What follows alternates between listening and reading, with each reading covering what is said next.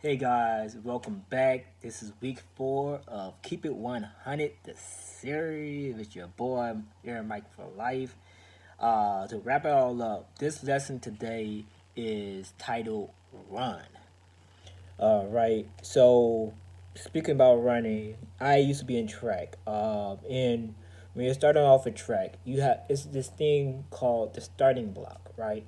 So you have your teammate. They're sitting behind you, like it's kind of like in the running stage like this.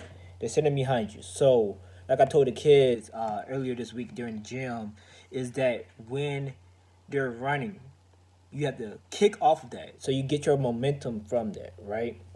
So when you guys are running your life, you got to get that momentum and you keep on going. But today we have this story, and it comes from 1992, the Barcelona Olympics. Not everybody has that same run as we do. You have your head down, then you're looking up. You have the prize in your mind. But sometimes we have obstacles that come into our way. So here we find Great Britain runner Derek Redmond during the 400-meter race. His hamstring snapped mid race, and actually I seen this happen before at a track meet.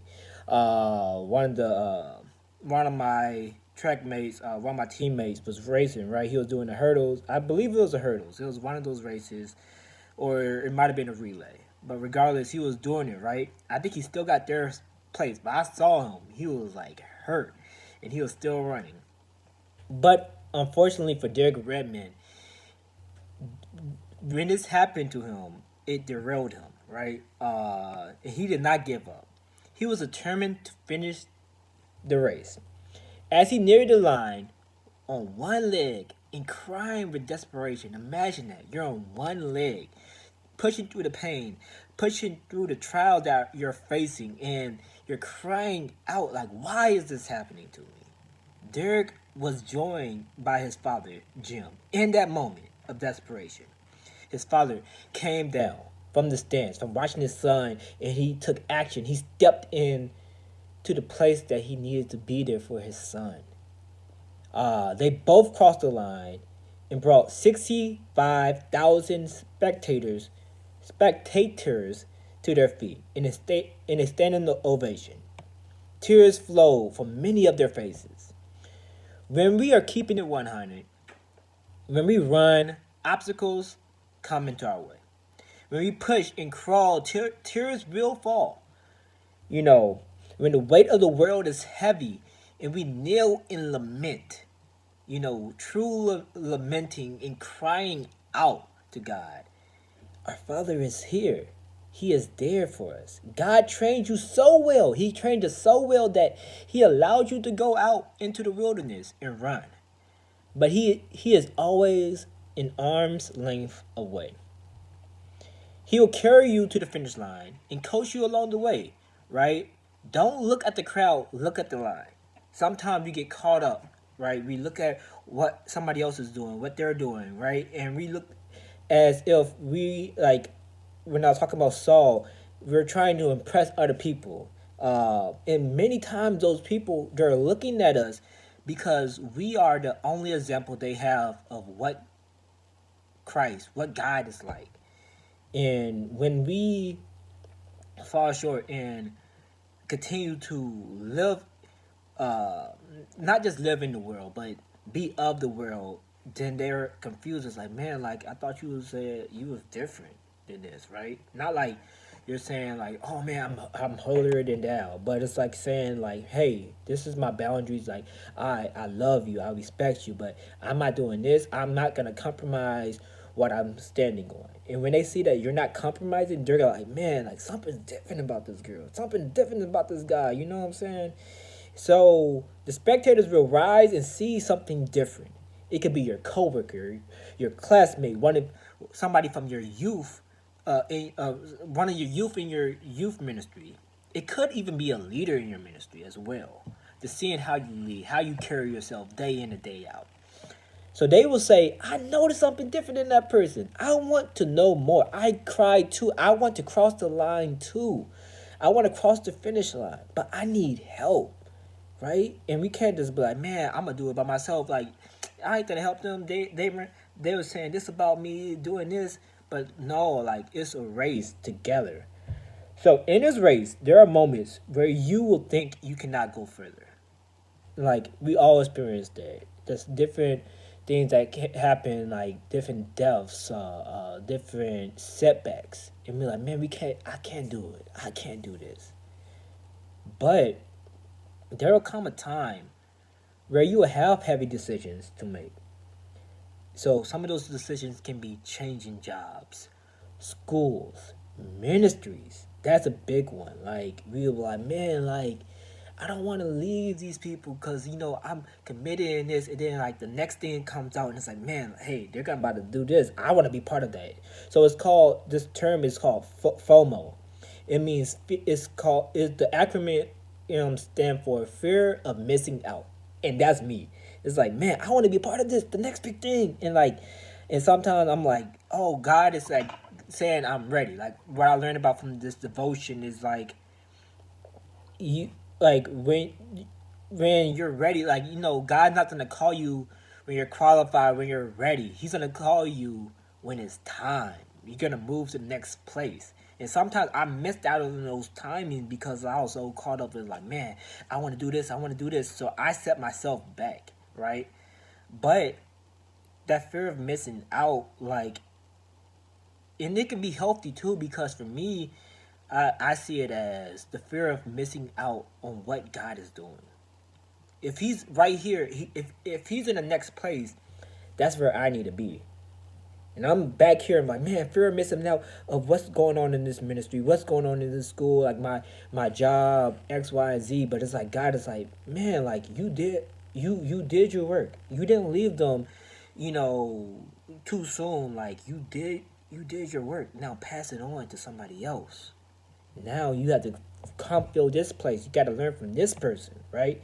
I had a great conversation earlier this week with a friend, and like just talking about ministry and everything. And it's like, man, like I'm preparing this place for you, and you're saying like, oh, I'm ready, I'm ready, I'm ready, like SpongeBob. But when it's time, are you moving?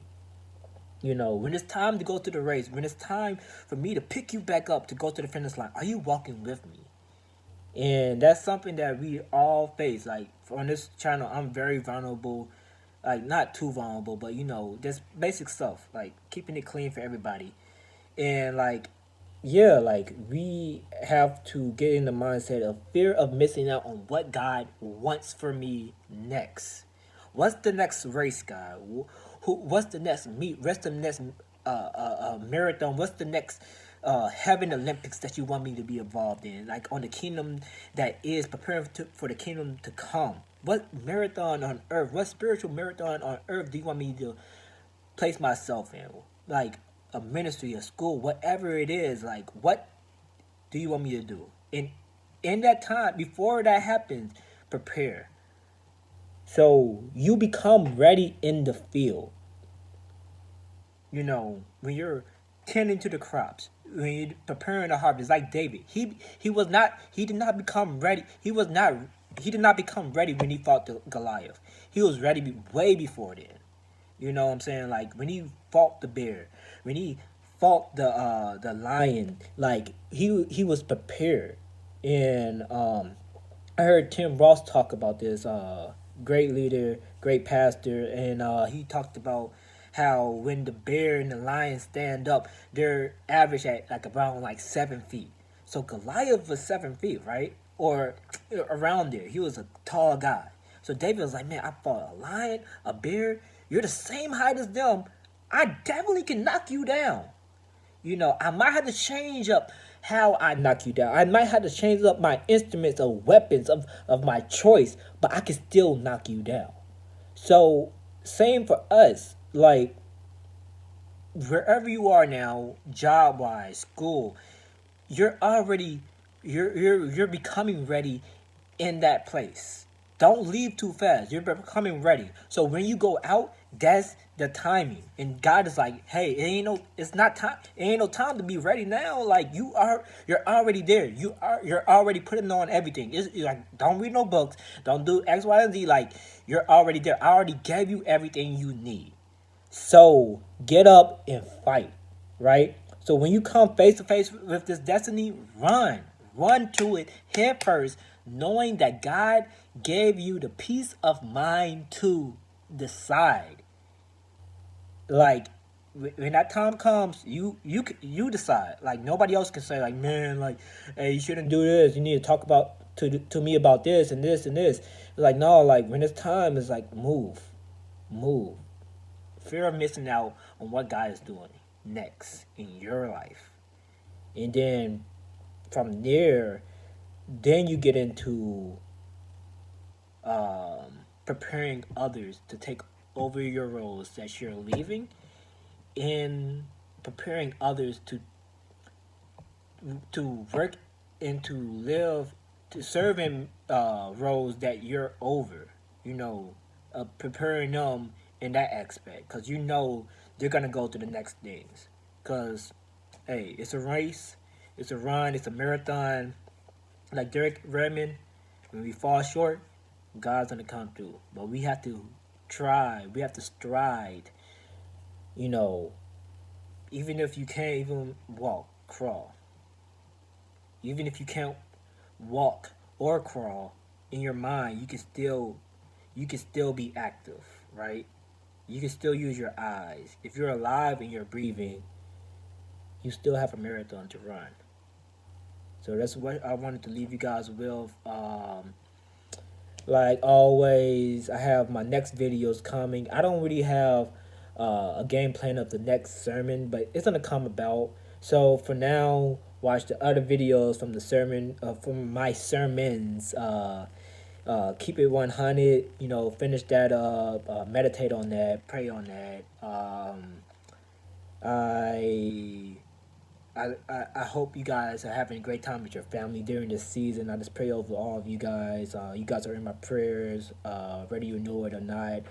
And for next week, I have my podcast coming out, so tune into that. The descriptions for everything in those videos are gonna be at the bottom. You know, subscribe in the middle, follow the playlist and everything like that. So I hope you guys enjoyed this message. It was a blessing to teach you guys, to lead you guys down this road, and as well as allowing God to open up my heart. You know, I'm not just speaking to you guys, I'm speaking to myself. Because these are a lot of things I need to do. I'm like, God, hey, I don't want to speak about this. Like, I don't speak about it to you guys, but I don't want to speak about it to myself. It's kind of hard. But, like always, peace.